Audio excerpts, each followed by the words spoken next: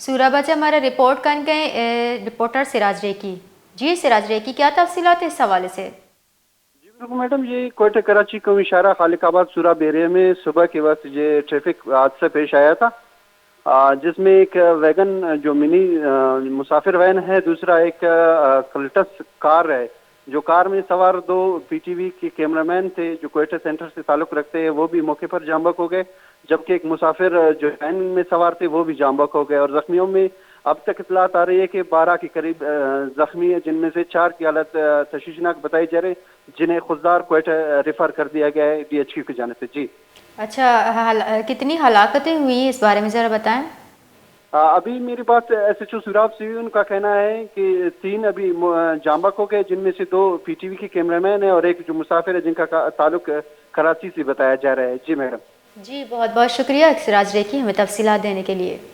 सूराबा कोयटा कराची मजंदग सरा मुसाफिर वैन और car Nyama duck वर्ग साहबा सह मरदम बीरान और बाजी ने टप्पी भुगे हाले पुलिस रिदा टप्पी बिंदाती तिब्बी कोमक दिए गए वास्ता डीएचक्यू अस्पताल सरकनक बितगा और सह हालत बास तशवीशनाक है।